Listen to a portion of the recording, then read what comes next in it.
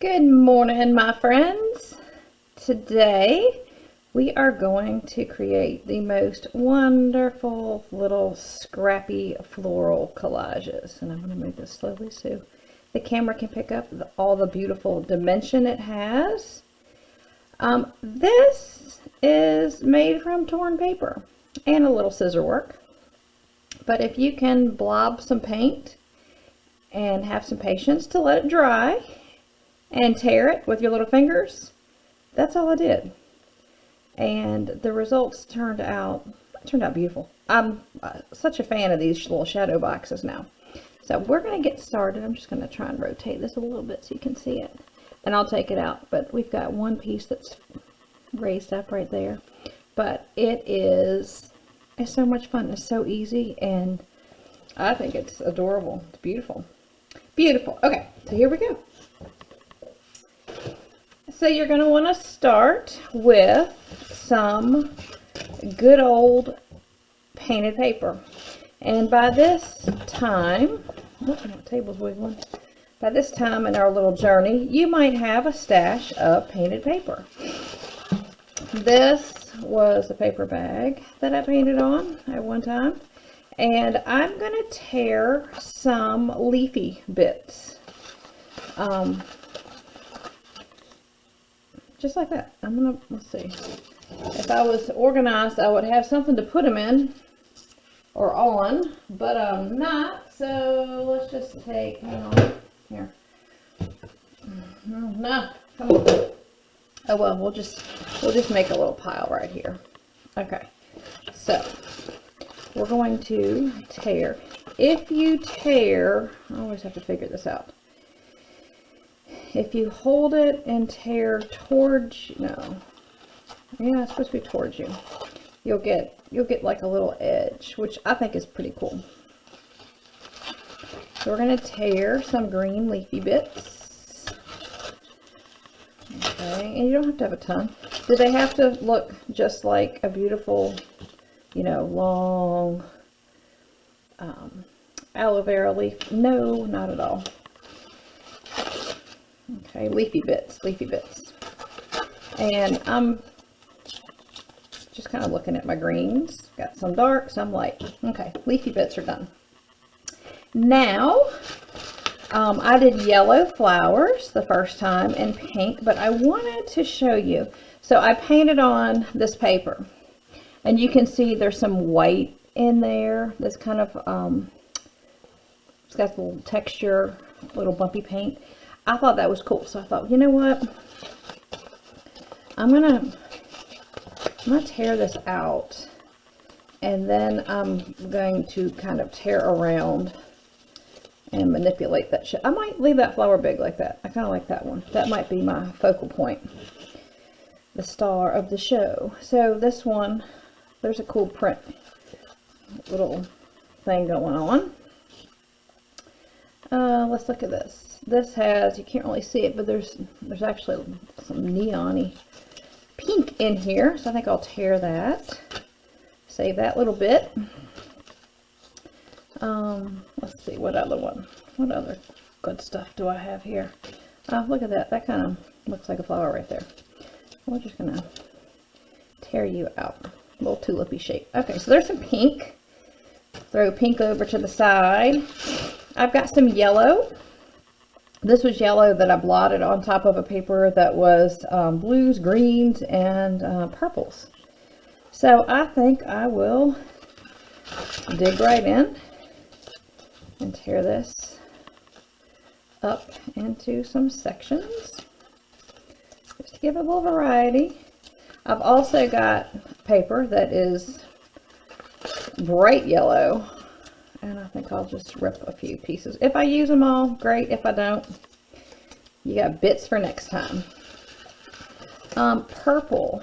I painted some purple paper. And I thought I could tear like some long, kind of shardy looking pieces. Like a lilac maybe. Now, do you have to tear long ones? Nope. You could tear little clusters of... what's the word I'm looking for? You could tear little pieces and then cluster them together, which might look even better than the long shard, sword, whatever looking knife leafy shape. So I'm gonna tear those these are little bits here.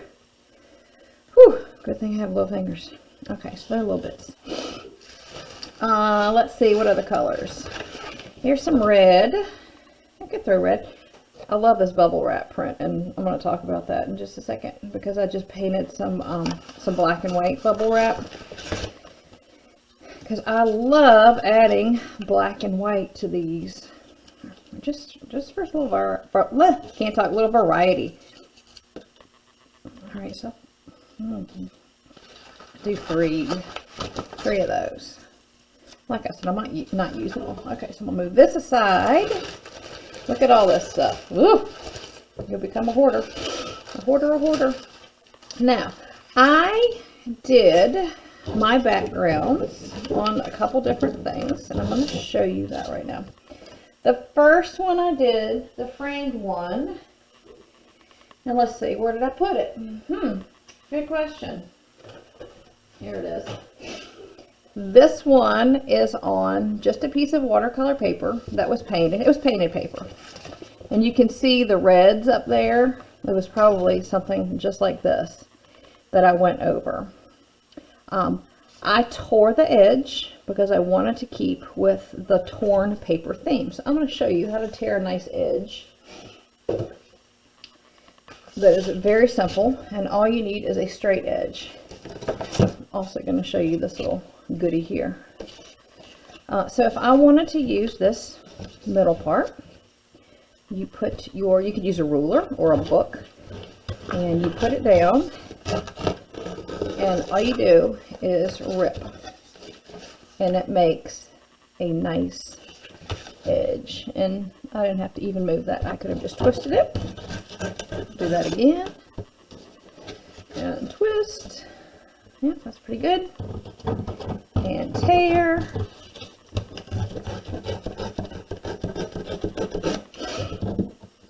And twist and tear. My first one that I did was kind of this 5x7 size, 4x6 size, and it didn't really fit in my frame, so I had to like whack off the bottom.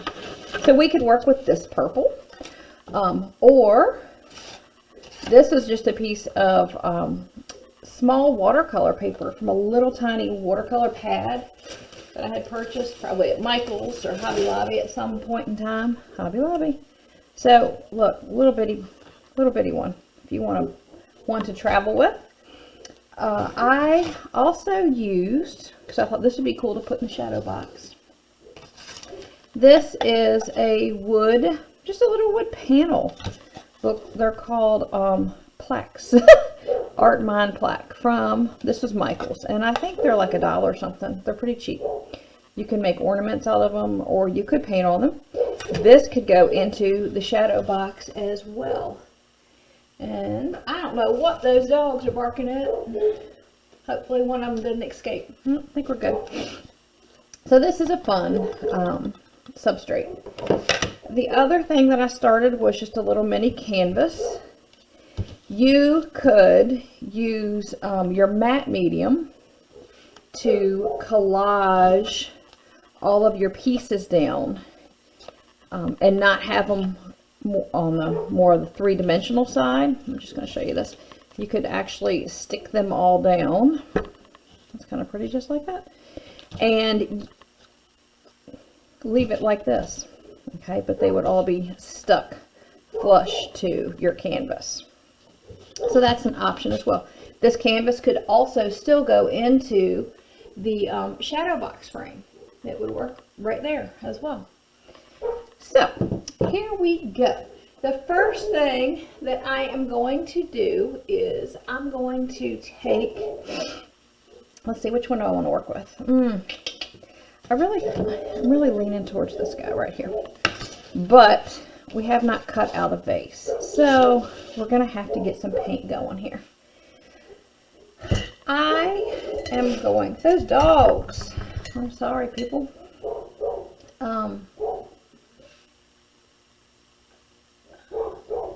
Let me pause you for a minute.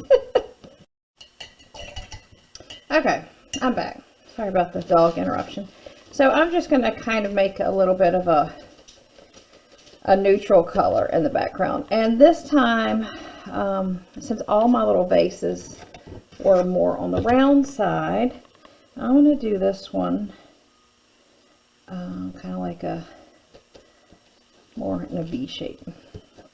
And I'm just going to kind of fill this in. You don't have to go over the whole thing, especially the top, because you're going to have all your floral and green goodness shooting out of the top. Now, could you go back and add some little details? Sure, absolutely. So I also want to put something on this vase. I'm going to use the end of my brush. Oh, maybe not. Maybe just some little, nope. Let's try and get some of that off there. Oh, anyway, you can see I've just made a little bit of a mess, but you know what you can do? You can take some of your paper, if you don't like it, rub that right off, and maybe not, but that's okay. I'll just shoot some more purple on top of it. How about that? See? There's always happy accidents, right? Okay, so why not just come in here and scrunch that up again? Big deal. Okay, we can add some stuff to it later. Some little details, make it look like it's got some curve to it instead of it being so straight. Okay, so that's how you set up your background. I rarely put things in the middle of the paper because it's just easier to make them look like they're off-centered to begin with. And it works. So here's our little board, this little placky thing, which I'm going to use. I thought that'd be fun. Normally I would use tacky glue. Tacky glue is awesome. You can get it at Walmart, you can get it at any craft store. Good old Aileen's, I forget how you say her name. But anyway, this stuff is super tacky, super sticky, and it makes a great bond. My tacky glue is cold, and it's all the way up at the top because I've been carrying it around the car. I had a lot of my tacky glue at school for the kids for projects, and I forgot to bring it back home and get it out. So I'm going to use good old Elmer's Glue All. Oh, I forgot. I told you I wanted those black and white dots to pull in to this. I took some bubble wrap really quick, just literally a second before I hit play. And if I can find the piece of paper that I printed on, here it is, that'll be a miracle. I just quickly brushed it on, stamped it, because I knew I wanted black and white. And so I'm going to go ahead and tear some leafy parts. I just think that, I don't know, I'm just a huge fan of black and white patterns mixed with pops of color. Just does something to the whole piece. There's a little variety. Variety is the spice of life. Okay, so that's enough. So the first thing you're going to do, you're going to be a floral designer. And when you create arrangements, you always start with some green. And your green allows you kind of like a, I don't know, I guess it's like workspace. Kind of holds it in place. All your flowers, you wouldn't just start sticking roses or carnations into a vase because they would go flop. So I'm going to start laying in some greenery. You could lay all this out first, you know, so it's kind of ripped in the right little places, etc. But that's not me. You don't have to do that either. I like how it's coming right off of the paper or your your little background. I think that's pretty cool. Especially if you're going to put this in a little shadow box. Why not? Give it that, looks like it's coming to life. Could you have a piece hanging down? Absolutely. Come on. And like I said, tacky glue is the best. Tacky glue is the best to work with. Okay, so that's probably enough green. So now we have all these little bits that we tore. The pinks, the reds with the bubble wrap printed.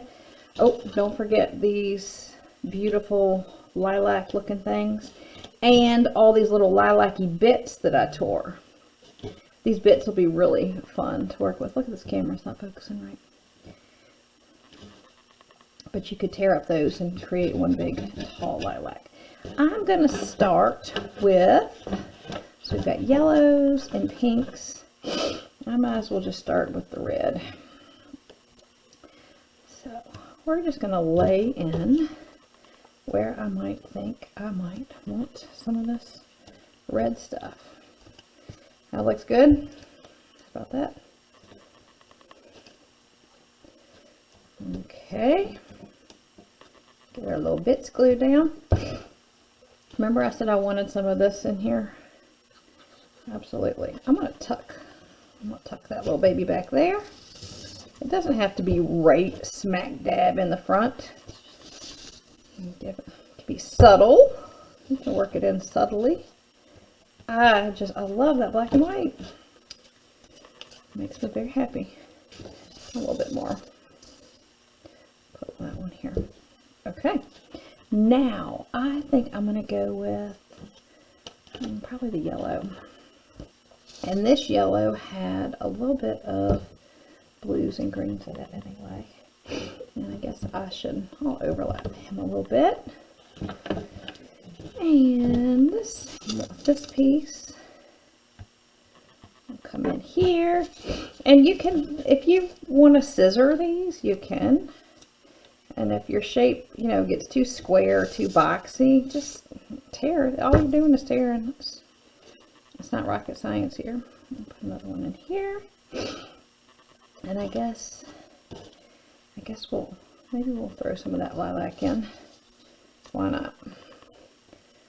So we'll put the lilac back there. Now you could go back with some of the bits on top of your lilac. Instead of building the whole thing, oops, out of one piece, you could go back with little bits and pieces and put them on top of it. And that would work the same way. It would still give the same effect as, having a bunch of little pieces on there. But you'd have that kind of underlayer, which would work well. We'll put another piece up there. Maybe even tuck one in behind it. Move that little thing right there. Okay, so there's a little lilac piece. I might tear this one a little bit smaller and stick it in somewhere. I'm thinking maybe right in here. And I like odd numbers. You'll notice that when you start to work. Odd numbers are good. Let me put that guy in there. Now, I'm ready for some pink. This pink, it's not going to show up very good on the camera, but it's got a nice hot, what's the word, fluorescent. There's some fluorescent pink. Look how that tore. I like that. Okay, I might stick this guy in here. Oh, what the heck, we'll put him right on top. And this was that big one. I think it's going to be too big for this. So I'm going to tear this little baby down just a tiny bit. Okay. This one I might raise up. And on the one that's in the shadow box, I made one little focal point kind of with my, with one flower. And I stuck some foam, like a little piece of foam core behind it. I think I'm going to add a little bit more green in here, just for the fun of it. I really like that coming off of there. You could even go back and add a little bit more to this side. These are probably like flowers that I would have and forget to water them. That's why I don't have anything real around here. Let's see what else. It's just growing by the minute. Might even add a little bit more black and white over here just to pull. I like that. Looking good. So this one, this might be my focal point. So I'm going to take a little bit, and you could use cardboard if you don't have any foam core. They also make these little foam dots that if you're going to do a lot of this, they have adhesive on both sides. And I've been doing my dog art shadow boxes with raised portions. And the little dots are nice because you can peel them, stick them, and then put them right on. You don't have to worry about the glue and whatnot. So if I could find a pair of scissors around this joint, here we go. I'm just going to cut off. You can see that's foam core. And like I said, you could use a little cardboard. And this is going to get glued to the back. This is really when your tacky glue comes into play, because your tacky glue works great with bits and pieces like this. So, rule of thirds. If you go and look at Google the rule of thirds, when you have a photograph or a painting, it's divided into 3 sections. You've got your top, your middle, your bottom, and pretty much the same way, left to right, right to left. So wherever those lines intersect, those are kind of your focal points. So rule of thirds would be somewhere in here where our 2 lines would converge or cross. So I think I'm leaning towards this little spot right here. Bump that up. Or over here. No, I like that because I like how that brings your eye around. A little triangular space right there. So rule of thirds, we're going to put that baby right there. We're going to raise them up. So you can see now when I turn this that we've got that really cool popped out little focal point. So now this guy, you could leave it like that, absolutely, or you could go back with some marker work on top.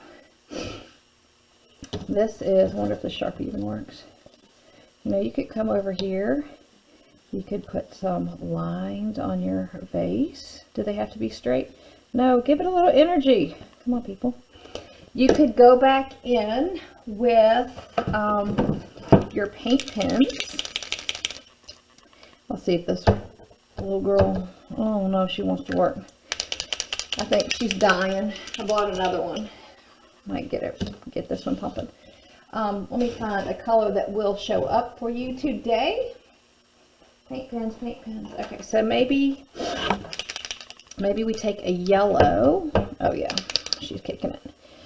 You go back in and just put little dots on your pink. Little clusters. Just by making these lines, by making a repetitive pattern somewhere, it pulls everything together in a way that your eye, I guess, finds pleasing.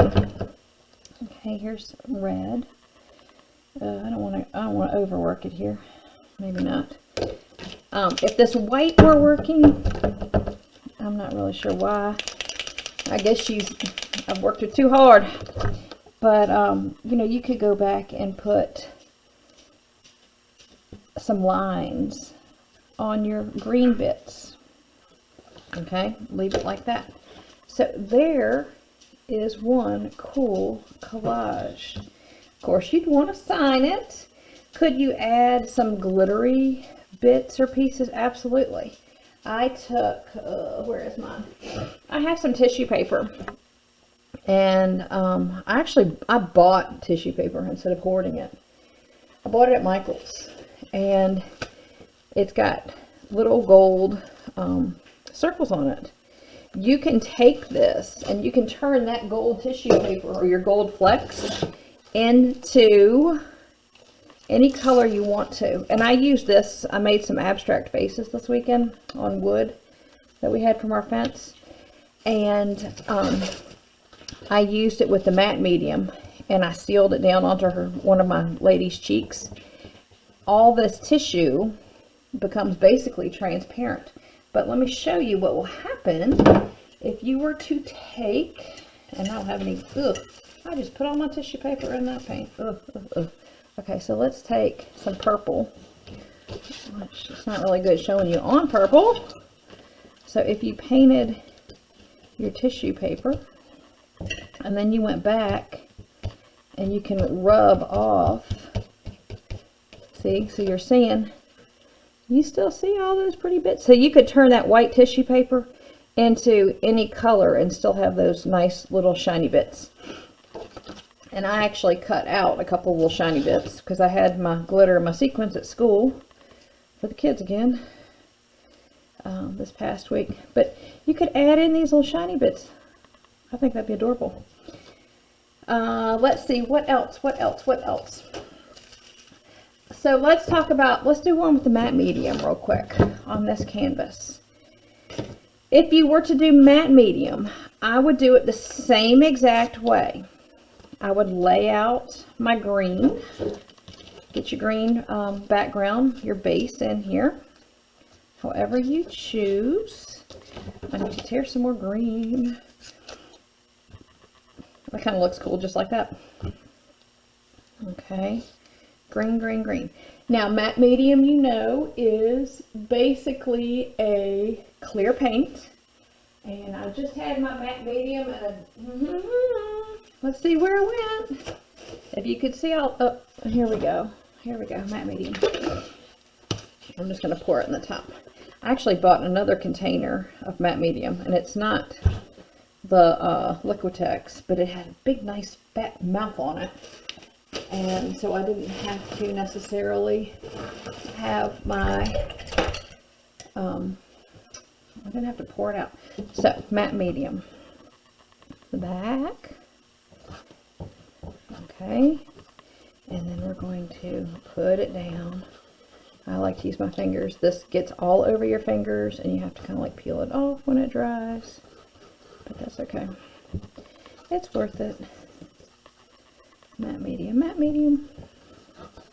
Some of these larger pieces might want to curl up on you, but just give them a little massage, and they'll stay down after a while. And if they do curl up, that's okay. Oh, that's a big one. This is kind of a cheapo canvas. You can see the give in it. But for these little tiny projects, there's nothing wrong with them. I wouldn't necessarily use them for anything that's supposed to stay around forever and ever. But for this, it will work. And I've got so much artwork now from doing all these samples that I think I'm going to advertise and put them on my Etsy site, because one person does not need all this artwork. I don't know what I'm going to do with it. Okay, so then we're going to start adding in our flowers, just to give you the full effect here. This one might just be yellow, green, and blue. That's kind of cool. Let's see, I need some more yellow. Oh, no, here we go. I kind of like little square flowers. It's kind of cute.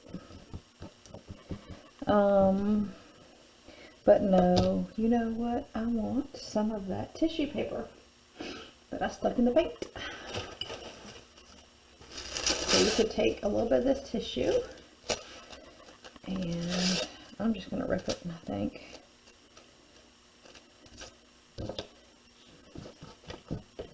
So watch what'll happen. You stick that tissue in there, and all you're going to see are your little shiny bits coming through, because it makes the tissue transparent. It's kind of a neat effect. So when it dries, you will have just your little gold bits here and there. And like I said, a little bit of little repetition. Just gives your eye a little, I won't say stability, but with all this craziness going on, it is kind of nice to have something that keeps bringing you back, not just craziness. So you get the idea how the matte medium can be used to create a collage that is flush mounted onto a canvas or even a piece of paper, you know, versus this guy that is raised up. And this will look so cool in one of those shadow boxes. I bought some little shadow boxes too, little 5x7s. Ooh, let me grab one of those. Let me just show you. Gotta do it, gotta do it.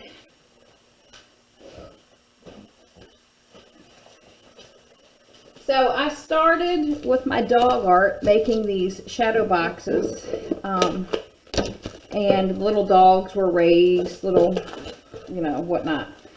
And I bought these shadow boxes at Michael's Arts and Crafts. Do not buy them full price. They go on sale like every other week. So do not buy them at full price. Wait till they go on sale. Let me see if this one will fit. And they're sold in packs of 3s. And I actually ordered like 36 of them all together. Ooh, that's going to fit perfect. Yeah, I think it'll fit. Might be a little bit big. Ooh. So if that was the case, I think I would glue it to a sheet of paper or something first, because it is a little bit smaller. But I'm just going to set it in here and show it to you. How cool is that when it's framed? You can make these, you could sell them, you could give them as gifts. People would love them. I'm going to have a bunch of them around here at some point. So, like I said, you could go back, use your paint marker. Ooh, I forgot. Here's some gold. Watch this. Let's put gold on the leaves. That might be cool too. Go back with your paint markers. You know, add a little pizzazz to them. Add a little oomph. Little dots. You could do little dashes, little dots. Just something that ties it all in together. Be sure to sign it at the bottom. Okay. And remember, if you can paint some paper, or if you can have your kids paint some paper, and you can tear paper, people, I know you can tear paper, and use some tacky glue, you can create the most gorgeous little scrappy shadow box flowers ever. And how cool is that? I love it. I can't wait to see what you all come up with. So enjoy and have a fabulous, fabulous week into Easter weekend. No, it's not Easter weekend yet. Nope. I'm way ahead of the game here, people. All right. Have a great one, and I will see you super soon. Bye.